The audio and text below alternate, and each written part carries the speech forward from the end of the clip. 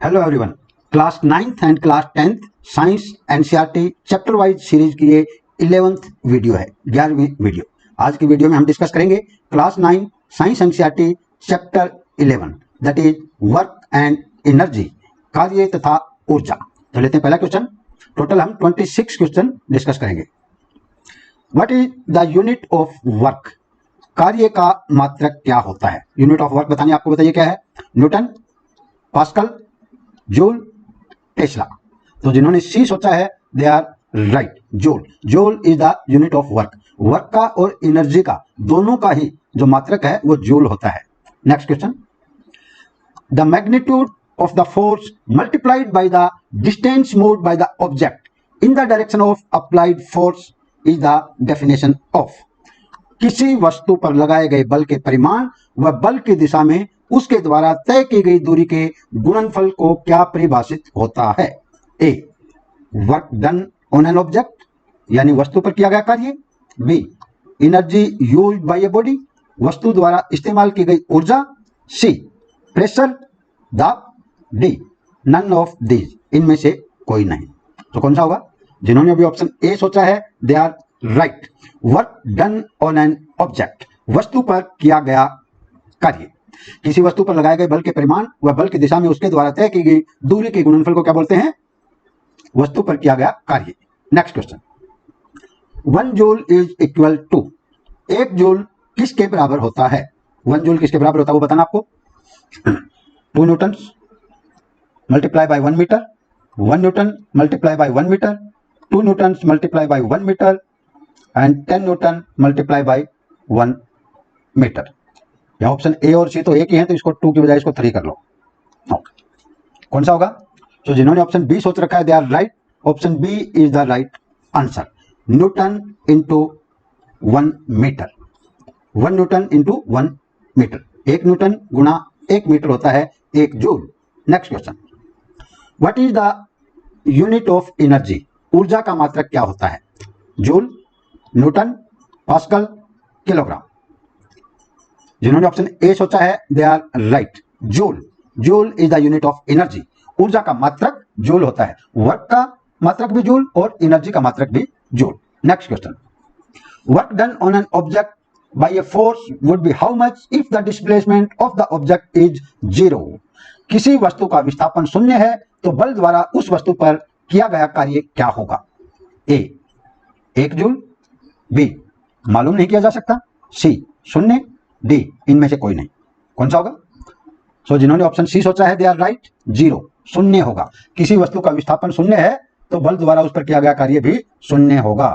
Next question, which of the following has the same unit as that of work? निम्नलिखित में से किसका मात्रक वही है जो कार्य का है? बल, दाब, प्रणोद यानी थ्रस्ट, ऊर्जा, एनर्जी। जिन्होंने ऑप्शन डी सोचा है दे आर राइट। एनर्जी, ऊर्जा। ऊर्जा का मात्रक और वर्क का मात्रक दोनों का ही मात्रक एक समान है, दोनों के मात्रक जूल है। Next question, what is said to possess by an object due to which it has capability to do work? किसी वस्तु में ऐसा क्या निहित होता जिसके कारण उस वस्तु में कार्य करने की अक्षमता होती है? ए, एनर्जी, ऊर्जा।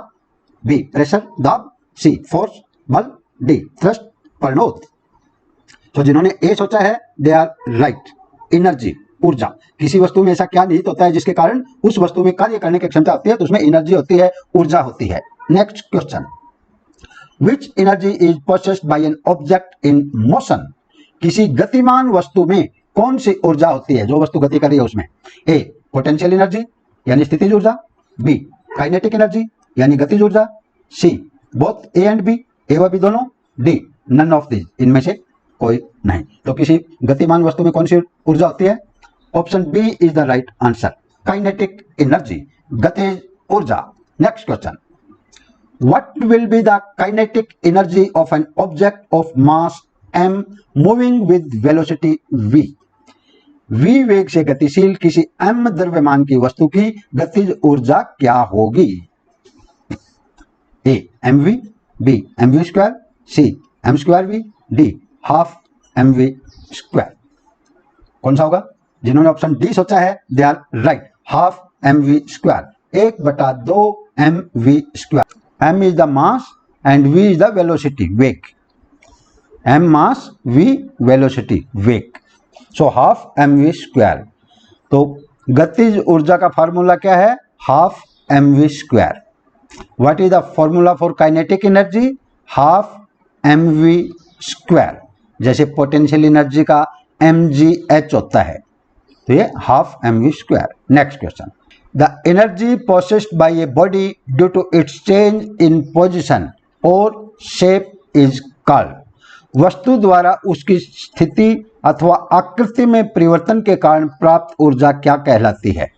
ए पोटेंशियल एनर्जी, स्थितिज ऊर्जा, बी काइनेटिक एनर्जी, गतिज ऊर्जा, सी ग्रेविटेशनल एनर्जी, गुरुत्वीय ऊर्जा, डी नन ऑफ दीज, इनमें से कोई नहीं। वस्तु की स्थिति अथवा आकृति के परिवर्तन के कारण कौन सी ऊर्जा हो क्या कहलाती है?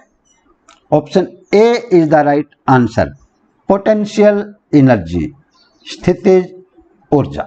Next question, what will be the gravitational potential energy of an object of mass m raised through a height h from the earth's surface?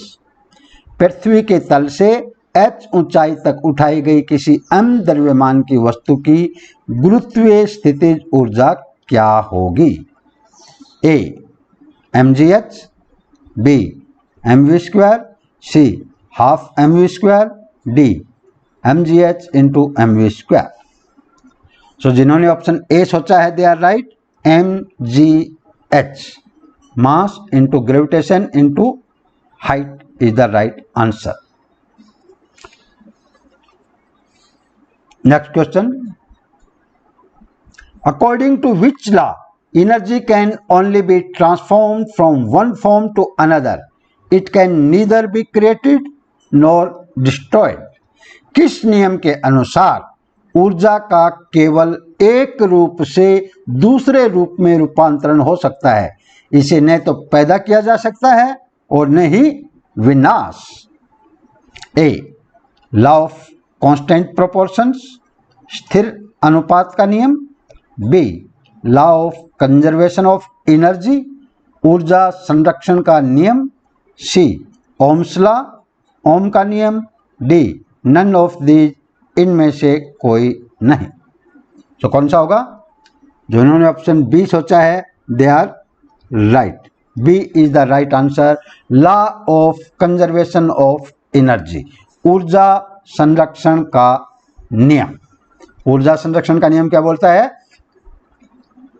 ऊर्जा का केवल एक रूप से दूसरे रूप में रूपांतरण हो सकता है, इसे न तो पैदा किया जा सकता है और नहीं खत्म किया जा सकता है। Next question, the sum of the kinetic and potential energies of an object is called its. किसी वस्तु की गतिज तथा स्थितिज ऊर्जाओं के योग को क्या कहते हैं? ए केमिकल एनर्जी, रासायनिक ऊर्जा, बी हीट एनर्जी, ऊष्मीय ऊर्जा, सी मैकेनिकल एनर्जी, यांत्रिक ऊर्जा, डी नन ऑफ दीज, इनमें से कोई नहीं। तो क्या बोलेंगे? गतिज ऊर्जा और स्थितिज ऊर्जा के योग को। Option C is the right answer, mechanical energy, यांत्रिक ऊर्जा। Next question, rate of doing work is called. कार्य करने की दर को क्या कहते हैं? ए पावर यानी शक्ति, बी एनर्जी यानी ऊर्जा, सी वर्क यानी कार्य, डी वेलोसिटी यानी वेग। सो कार्य करने की दर को क्या कहेंगे? Option A is the right answer, power, शक्ति। Rate of doing work is called power, कार्य करने की दर को शक्ति कहते हैं। Next question, what is the SI unit of power. शक्ति का एसआई मात्रक क्या है? A watt, B joule, C ampere, D lumen. So जिन्होंने ऑप्शन ए सोच रखा है they are right, watt. What is the SI unit of power? Watt. What is the SI unit of power. शक्ति का SI मात्रक watt होता है। Next question, how many joules per second are equal to 1 watt? कितने joule प्रति second 1 watt के बराबर होते हैं? A 10 joule per second, B 1 joule per second, C 5 joule per second, D 2 joules per second. तो कौन सा होगा? जिन्होंने ऑप्शन बी सोचा है they are right. 1 joule per second, 1 joule प्रति सेकेंड 1 वाट के बराबर होता है। 1 वाट के बराबर कितना होता है? 1 जूल प्रति सेकेंड। 1 जूल प्रति second is equal to 1 watt. 1 watt is equal to 1 joule per second. Next, energy used in 1 hour at the rate of 1 kilowatt is called. 1 kilowatt के दर से 1 घंटे में व्यय हुई ऊर्जा कितने किलोवाट घंटा के बराबर होगी? A 1 kilowatt hour, B 2 kilowatt hour, C 5 kilowatt hour, D 10 kilowatt hour. So कौन सा होगा? जिन्होंने ए सोचा है they are right. 1 kilowatt hour, energy used in 1 hour at the rate of 1 kilowatt is called 1 kilowatt hour. 1 kilowatt की दर से 1 घंटे में व्यय हुई ऊर्जा 1 किलोवाट आवर होगी। Next question, 1 horse power is equal to how many watts? 1 horse power में कितने वाट होते हैं? A 1000 watts, B 786 watts, C 10 watts, D 746 watts. तो कौन सा होगा? जिन्होंने डी सोच रखा है they are right. 746 watt, 746 watt 1 horse power के बराबर। Next question, A donkey is carrying a load of 50 kg on its back. How much work is done here? एक गधे ने अपनी पीठ पर 50 किलोग्राम का बोझा उठा रखा है। यहाँ कितना कार्य हुआ? A 50 joule, 50 joule, B no work, कोई कार्य संपादित नहीं, C 500 joule, 500 joule, D none of these, इनमें से कोई नहीं। तो ये गधा 50 किलोग्राम बोझा उठा रखा है भाई, कितना कार्य होगा? नो वर्क, नो वर्क, कोई कार्य संपादित नहीं। So option B is the right answer. कार्य कब होता है साइंस के हिसाब से? भाई जब फोर्स लगे और विस्थापन हो तो ही कार्य होता है। इस तरह बोलते हैं कुली है, आपका सामान उठाकर प्लेटफॉर्म पर चल रहा है, कुली द्वारा किया गया कार्य वो भी 0 होगा। नेक्स्ट क्वेश्चन,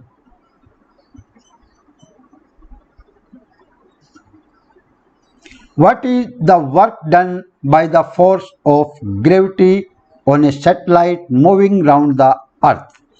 पृथ्वी के चारों ओर घूम रहे किसी उपग्रह पर गुरुत्व बल द्वारा कितना कार्य किया जाएगा? A mgh, B 0 0, C mv, D none of these, इनमें से कोई नहीं। सो जिन्होंने ऑप्शन बी सोच रखा है दे आर राइट। 0 0, पृथ्वी के चारों ओर घूम रहे किसी उपग्रह पर गुरुत्व बल द्वारा किया गया कार्य 0 होता है। Next question, A freely falling object eventually stops on reaching the ground, its kinetic energy half mv square will be. मुक्त रूप से गिरता हुआ पिंड अंततः धरती पर पहुंचने पर रुक जाता है, इसकी गतिज ऊर्जा 1/2 mv स्क्वायर क्या होगी? A 0, B 1 joule, C 10 joule, D none of this. So option A is the right answer 0, क्योंकि यहाँ पर वेलोसिटी जो ये रुक जाता है, रुकने के बाद वेलोसिटी 0 हो गई, और जब इस 0 को मल्टीप्लाई करेंगे किसी से भी तो 0 हो जाएगा।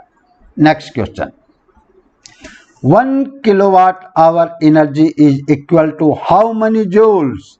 1 किलोवाट घंटा ऊर्जा कितने जूल के बराबर होती है? ए 3.6 इंटू 10 के power raise to 6, B 3.6 into 10 के power raise to 3, C 3.6 into 10 के power raise to 8, none of these, इनमें से कोई नहीं। So option A is the right answer. 3.6 गुना 10 की power 6 joule 1 kilowatt hour energy किसके बराबर होता है? 3.6 गुना 10 की power 6 joule. Next question, in which of the following cases work is said to be done? निम्नलिखित में से कौन से केस में कार्य संपादित हुआ है? जिस केस में कार्य संपादित हुआ है वो बताना है आपको। A porter carrying luggage on his head, एक कुली द्वारा अपने सिर पर सामान उठाए रखना। B a green plant is carrying out photosynthesis, एक हरे पौधे में प्रकाश संश्लेषण की क्रिया हो रही है। C food grains are getting dried in the sun, अनाज के दाने सूर्य की धूप में सूख रहे हैं। डी सुमा इज स्विमिंग इन पूल, सुमा एक तालाब में तैर रही है। सो कौन से केस में कार्य संपादित हुआ है? सो जिन्होंने ऑप्शन डी सोचा है they are right. Suma is swimming in the pond, Suma तालाब में तैर रही है। तैर रही है तो पानी को पीछे की तरफ भेज रही है, यानी फोर्स पीछे लग रहा है और डिस्प्लेसमेंट आगे हो रहा है, तो यानी काम हो रहा है, वर्क हो रहा है, नेगेटिव वर्क हो रहा है इसमें। यहाँ पर कुली द्वारा अपने सिर पर सामान उठाए रखना, कोई वर्क नहीं, 90 डिग्री के ऊपर फोर्स लग रहा है। ग्रीन प्लांट का फोटोसिंथेसिस, यहाँ पर भी नहीं तो कोई डिस्प्लेसमेंट है और नहीं कोई फोर्स लग रहा है। Food grains are getting dried in the sun, यहाँ भी नहीं तो कोई फोर्स लग रहा है और नहीं डिस्प्लेसमेंट है, विस्थापन है। Next question, an electric heater is rated 1500 watt, how much energy does it use in 10 hours? एक विद्युत हीटर की घोषित शक्ति 1500 वाट है। 10 घंटे में यह कितने ऊर्जा उपयोग करेगा? A 1.5 kilowatt hour, B 10 kilowatt hour, C 15 kilowatt hour, D 0.15 kilowatt hour. तो आपको विद्युत ऊर्जा का फॉर्मूला मालूम है, energy equal to power into समय। विद्युत ऊर्जा इक्वल टू शक्ति गुणा कुल समय। तो आपको दोनों की गुणा करनी है और ये किलोवाट बना लो। ये 1500 वाट हैं, 1500 वाट का कितना किलोवाट होता है? 1.5 kilowatt, 1.5 kilowatt and multiply by कितने घंटे? 10 घंटे। 10 घंटे गुणा में 10 इक्वल टू कितना आ गया? 15 kilowatt hour. So option C is the right answer. Option C सही जवाब है।